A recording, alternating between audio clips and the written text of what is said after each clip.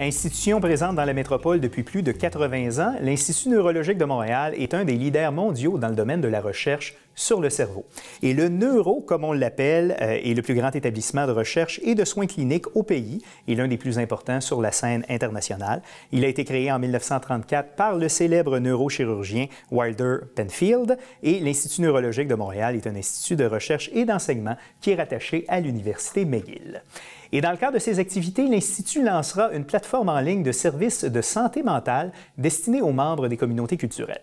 Alors, pour en savoir plus sur ce projet et sur les besoins qui viennent combler chez les gens issus de la diversité, nous recevons, dis-je, Sophia Koukoui. Elle est psychologue, clinicienne et chercheure à l'Université McGill. Madame Koukoui, bonjour. Bonjour. Bienvenue à l'émission. Merci. Alors, parlez-nous donc de cette plateforme de santé mentale. C'est un projet sur lequel vous travaillez. À quoi ça va ressembler? Alors, c'est une plateforme qui existe déjà à la base, mais qui va être actualisée et il va y avoir davantage de contenu. Donc, c'est vraiment une plateforme qui s'adresse à bien des gens. En fait, il y a plusieurs groupes de personnes qui sont susceptibles de pouvoir bénéficier de cette plateforme.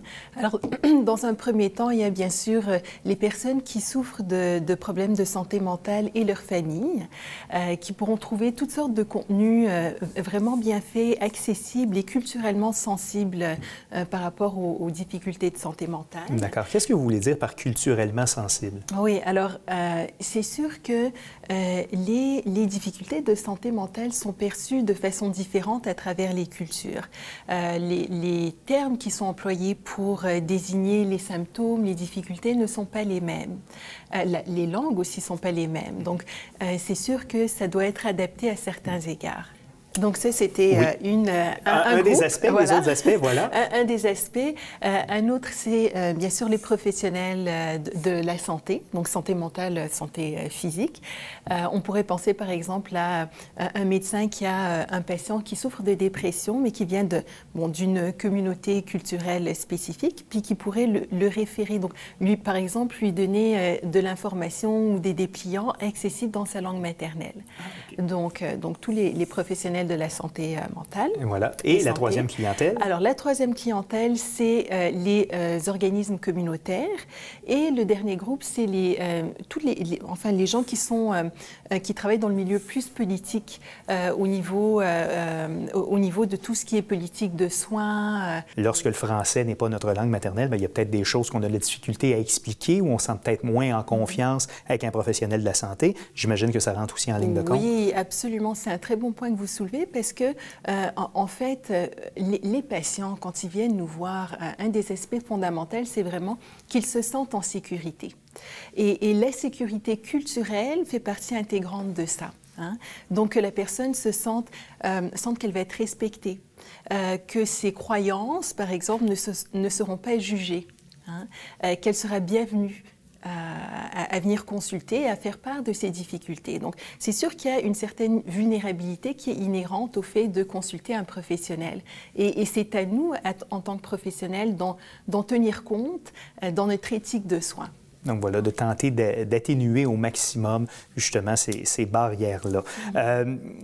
Donc, c'est une plateforme qui est en ligne, mais donc c'est une plateforme d'information, mais évidemment, j'imagine qu'il ne remplace pas les bienfaits d'une consultation avec un professionnel vraiment d'individu à individu, que ce soit psychologue, psychiatre, etc. Ah, absolument, absolument. Et puis, en fait, c'est une des beautés de la plateforme. Moi, je vous dirais, je la vois un peu comme un pont. Hein, pour créer un lien. Donc déjà, pour quelqu'un qui ne parle pas le français ou l'anglais et qui aurait besoin d'informations, ça permet un premier lien. Et sur le site, il y a bien sûr des ressources qui sont fournies à, par exemple, des gens, des professionnels qui seront en mesure de les aider, accompagnés, par exemple, d'un interprète.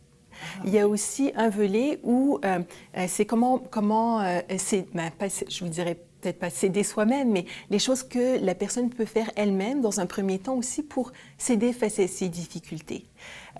Puis il y a aussi une autre composante plein de formations qui sont offertes pour des soins de santé mentale, donc pour les professionnels. Donc c'est vraiment une plateforme qui est très bien conçue puis qui offre une panoplie de services. Donc voilà, souhaitons que ça puisse convaincre un maximum de gens de consulter parce que c'est pas tabou, les questions de santé mentale. C'est un problème de santé avant tout. Oh, absolument. Donc voilà, l'adresse apparaît d'ailleurs au bas de l'écran en ce moment. Sophia Koukoui, vous êtes psychologue clinicienne et chercheur à l'Université McGill. Merci d'avoir été là. Ça me fait plaisir.